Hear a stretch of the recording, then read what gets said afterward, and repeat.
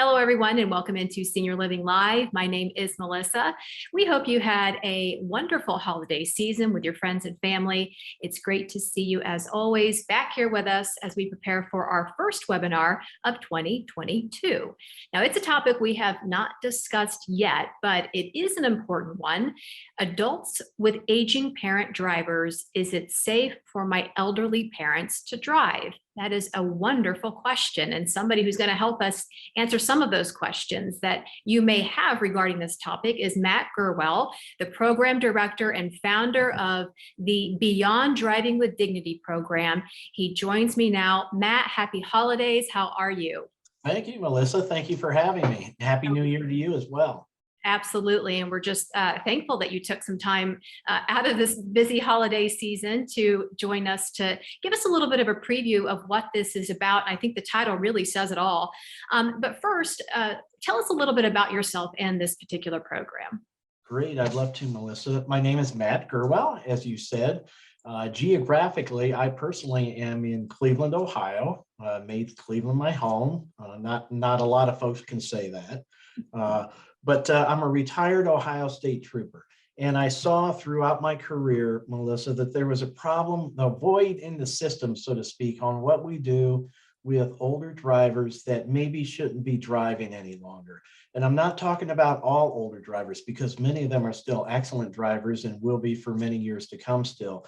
But certainly we'd all agree that there's a component of them, a small population, a small subset of them that have lost their ability to remain safe behind the wheel, either due to cognitive diminishment or some type of physical slippage, or both. Physical and cognitive. So what we did was, when I retired from the Highway Patrol, I started this, what we call now a self-assessment program, where we sit down with the older driver, meet with him or her at their home, at the convenience of their own kitchen table. I like to think it's probably the most comfortable place in the world for them. And we go through a session together, and then we help the older driver make the right decision about their driving future. And that can be anything from, Mr. Smith, I think you're doing a great job, call us back if anything changes, to the other extreme that, Mr. Smith, I don't think you should continue driving. Yeah, and I think this is great because it brings in sort of a neutral third party, right? And it sort of takes that burden off of the family members who have some concerns. And that leads me really to my next question. And that is, I talk to seniors a lot, have a lot of really in-depth conversations with them. Many of them can still drive, and they really hold on to that ability just dearly. It's something that they covet because it allows them true freedom to come and go as they please. And they feel that once that goes away, that freedom will go away as well. So how does one begin to have that conversation with a loved one? Right. Well, we, as far as this program goes, Melissa, speaking about this program specifically, it's called Beyond Driving with Dignity for a reason.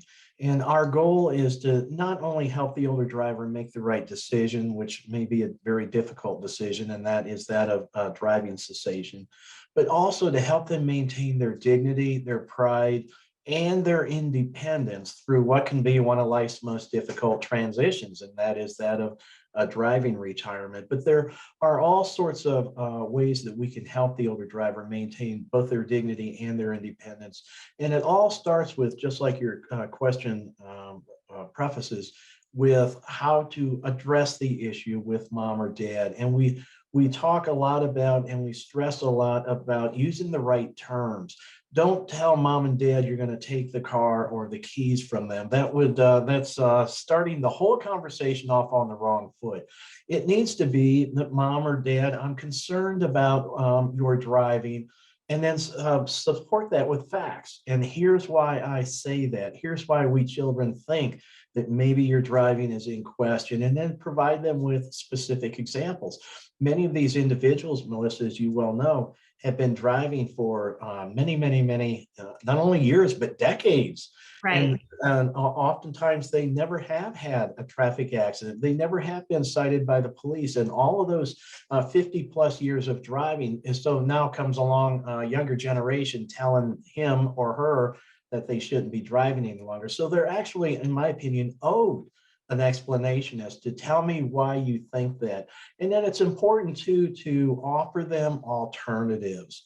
Mom, I don't want you to lose your independence just because you're making a difficult decision to give up driving.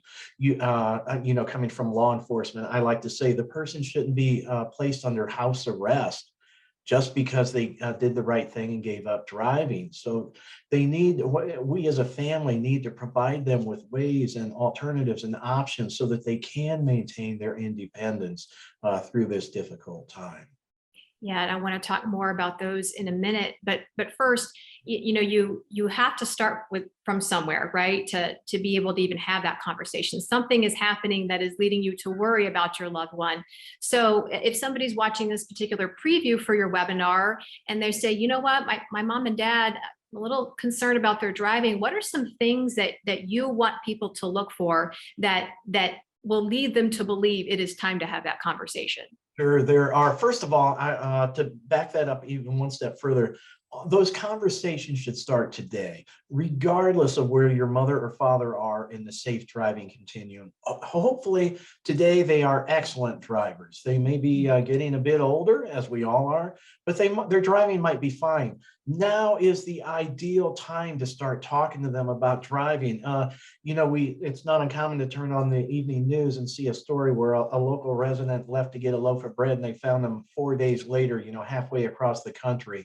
Now's the time to talk to mom about that. Say, Mom, this person had a problem and it looks like they probably shouldn't have been driving. I hope that you listen to us children and the others, the doctors, the medical professionals, when someone suggests to you that it might be time to step away from driving. So I think for all of us, those skids need to be greased now, today, just so that you're comfortable talking to mom or dad about the driving issue. So if and when the day does come where it's time to step the tone of that conversation up a little bit, that again, we're ready to do that. The door's already been opened.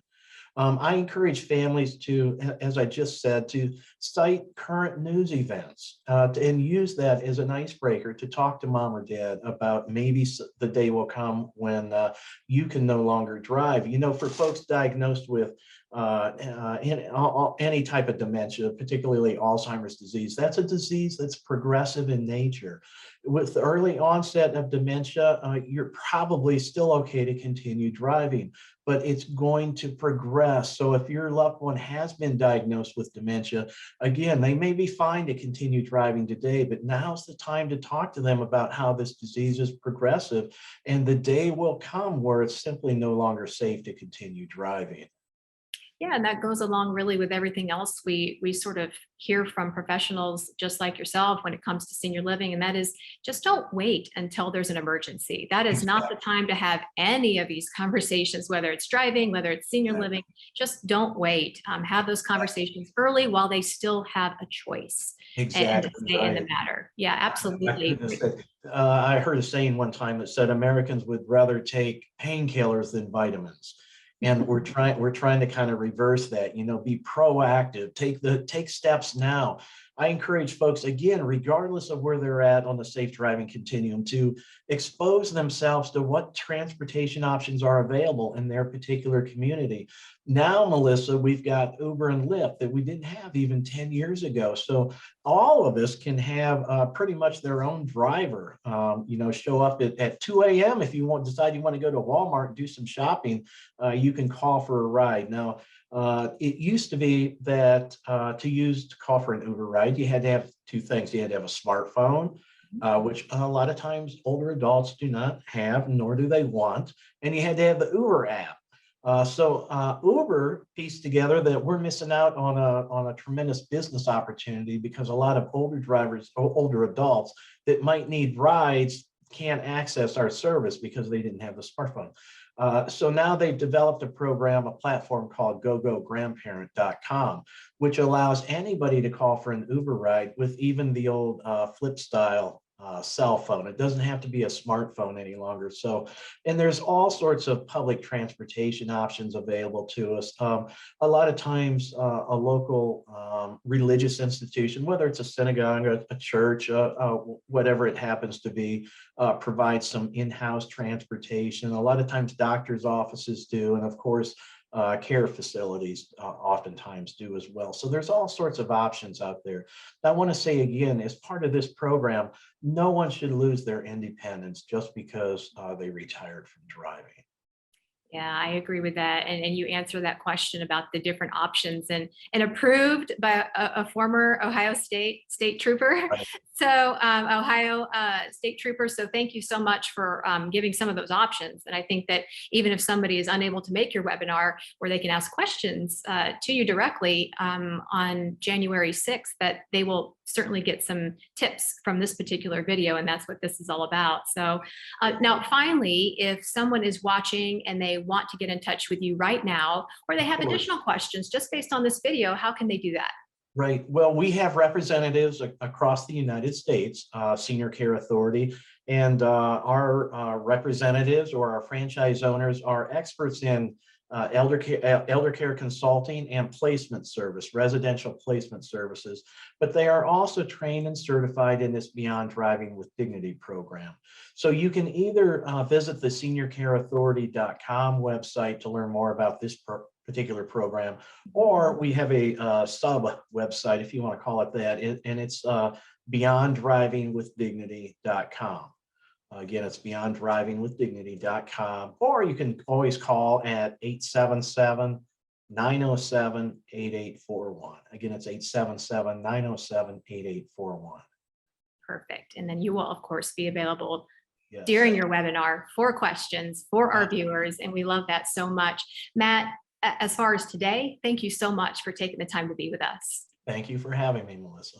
Yeah, and we also, of course, want to thank you in advance for your time with our viewers for your upcoming webinar, January 6th at 4 p.m. Eastern Time. It's called Adults with Aging Drivers. Is it safe for elderly parents to drive?